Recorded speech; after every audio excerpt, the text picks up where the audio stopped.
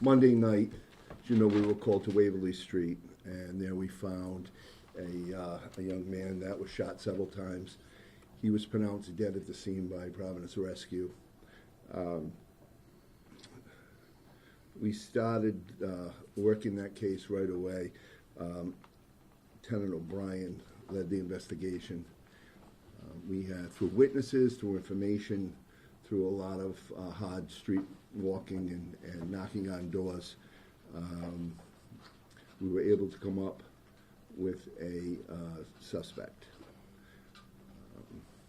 That suspect was later positively identified, and that's what led to a warrant probably some 14 hours later.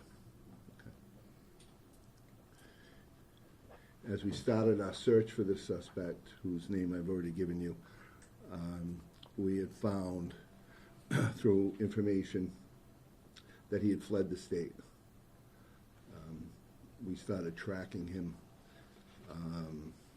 through the U.S. Marshal Service in New York, and finally in a hotel in Youngstown, Ohio.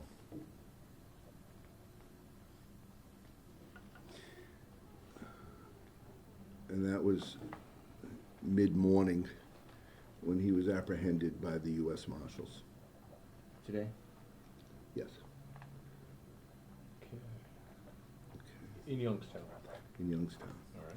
So the investigation continues,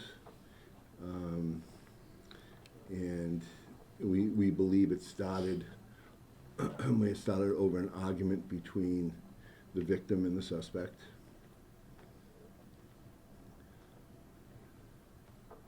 And it just ended up, you know, obviously with the victim losing his life.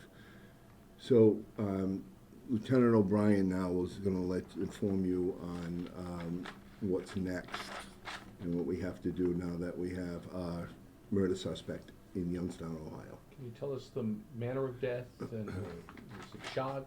He was shot to death, yes. And what connects the two of them? Well, we can't really go too much information right now. But we believe they knew each other.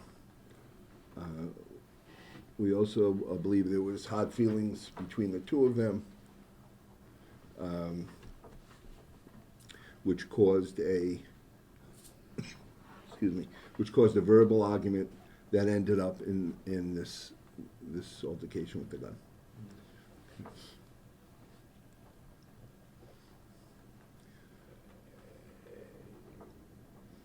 Anything more than that? I mean, it's kind of... Well, so, I mean, it's just what we have. That's what we can give you. I mean, you saw there, if you were there that night, you saw it's a small garage. It's turned into a business. There were several people inside at the time, we believe. We're in the midst of contacting them, and we've talked to a lot of them. But like I said, the investigation continues. Even though we have somebody apprehended, it's still very early, and there's still a lot of things that need to be sorted out. That's why we can't give you much more. Okay.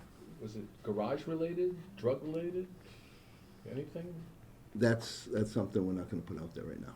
Okay. So now that our suspect is being held in Ohio, Lieutenant O'Brien will let you know on the next steps we have to take. So upon learning the suspect was apprehended in Youngstown, Ohio, we quickly gathered some things we needed, and there's 2 detectives that are actually on their way to Youngstown, Ohio as we speak. Some stuff to do out there. They're going to, speak with the suspect. There's a vehicle involved that was put out with the bolo that we sent out for the suspect, that the vehicle was located. So we're going to be processing that vehicle and getting a search warrant for it. As the major said, it still is an open investigation. Still several people that we're looking to talk to, and questions that we have, for these people. What kind of vehicle was in the bolo? It was a black Honda Accord. What were the circumstances of how they took him into custody in Ohio? He was located in a hotel in Youngstown, Ohio. From what I was informed of. I believe they narrowed it down to a room he was staying in. They knocked on the door. Like I said, I'm getting this is all very fluid and coming in quickly, but he was taken in custody without incident. Is that Youngstown police or? I believe it was State police? the marshals. US Oh, Marshals. marshals. You said. I'm sorry, you said. So. And that's about it, unless you have any more questions, we'll take a few, but that's, kinda- Next steps, does he have to, like, get extradited? He will eventually be extradited to Rhode Island, and he'll be charged with murder. So he's gonna appear in Ohio courts first? Yeah. If he waives extradition, he'll be here quickly. If he doesn't waive extradition, that will take some time. As far as you know, he has not been in court in Ohio yet? As far as I know, no. All right. Ninth homicide of the year. yes. So, 9th homicide.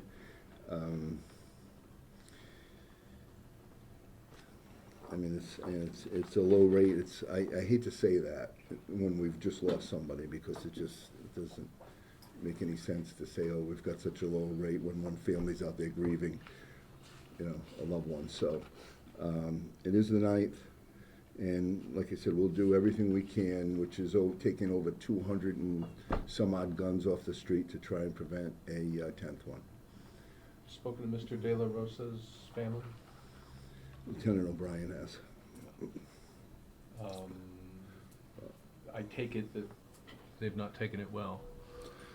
No, we've been speaking with them throughout the investigation, keeping them informed of our progress. Things were moving pretty quickly, so we've been trying to keep them updated. But I got off the phone with the family, shortly after learning of the subjects being apprehended. We spoke with them and informed them.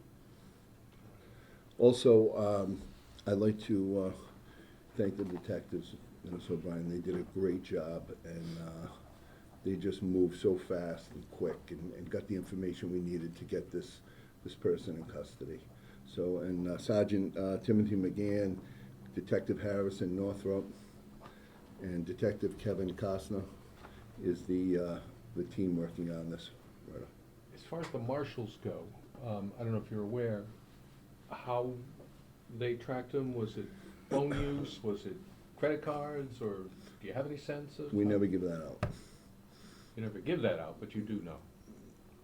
Yeah, of course Yeah. I know, yeah. All right. Okay. Anyway, so thank you for coming, and I'm sorry that's all we could give you, but that's